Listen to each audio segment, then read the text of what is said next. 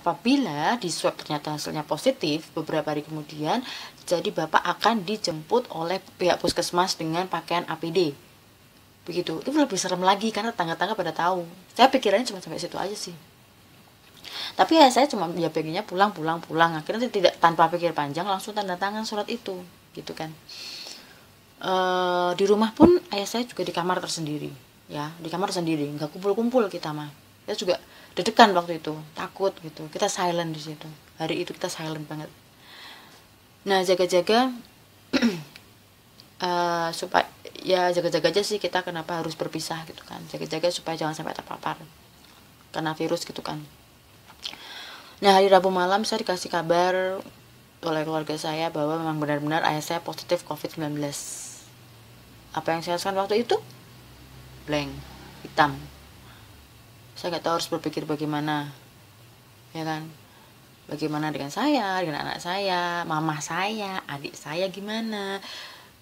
Ya gimana gitu loh. Itu kondisi yang baru di mana tidak semua orang punya pengalaman yang sama. Dan jangan sampai pernah ada, ya saya ingatkan, jangan pernah ada. Jangan sampai kalian seperti ini.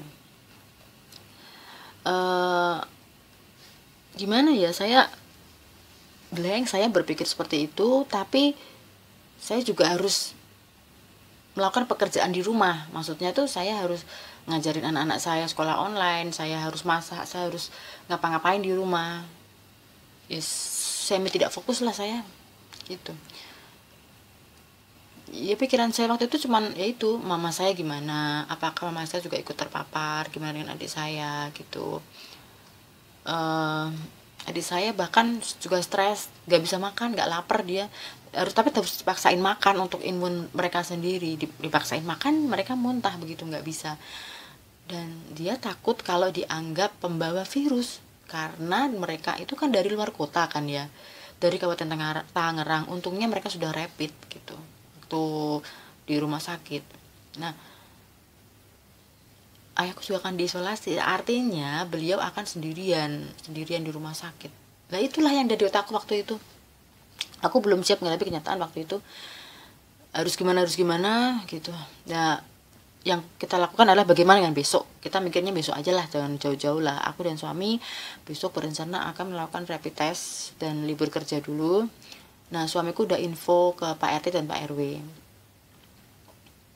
Sudah Pak RT RW yang di Semarang, yang di Telogosari gitu kan, yang di tempatnya orang tua saya. Nah mereka harus tahu ya, itu Pak RT Pak RW tetangga juga harus tahu supaya mereka harus waspada dan ingat bahwa penyakit itu ada dan penyakit itu nyata gitu kan.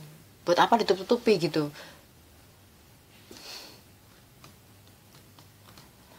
Keesokan harinya bangun tidur jam 5:30, saya itu berharap ini semua cuma mimpi, tapi ini nyata dan saya harus berpikir. Saya masih khawatir dengan diri saya, bagaimana nasib saya, apakah saya tidak akan apa-apa. Saya juga akan menerima rapot hari ini dengan hasil tes saya hari ini bagaimana. Nah sewaktu itu saya berencana untuk melakukan rapid dengan anak-anak juga, tapi rekomendasi dari teman suami saya yang seorang perawat juga bilang bahwa anak-anak tidak usah keluar rumah dulu, anak-anak tidak usah dirapid, jadi di rumah saja gitu. Nah jadi hari itu saya dan suami saya keluar untuk rapid test berdua saja, dan hasil di salah satu lembaga kesehatan di Semarang, dan hasilnya baru 4 jam kemudian baru bisa diambil. Nah setelah dari situ saya mampir ke rumah orang tua saya, ya kan, saya mampir ke rumah orang tua saya. Nah posisi itu ayah saya sudah diisolasi di RSUD ya di kota Semarang. Nah saya mampir ke rumah ibu saya, dan di sana dekat lapangan rumah mama saya itu sudah ada banyak sekali mobil BPBD Semarang dan dengan APD warna hijau, banyak sekali, dan mereka menyemprot rumah sampai ke dalam-dalam, ke gudang-gudang gitu kan, sampai rumah-rumah tetangga juga disemprot, ramai banget waktu itu. Katanya adikku sih, mamaku nangis teriak-teriak, tapi ya gimana, ya pasrah, bingung harus gimana. Kita semua harus coba menerima kenyataan dan pasrah, jangan sampai imunitas kita goyah gitu kan. Tetap jaga imun kita nggak bisa berbuat apa-apa ya, saya nggak tahu harus ngapain juga gitu. harus segera menerima kenyataan. Ingat ya,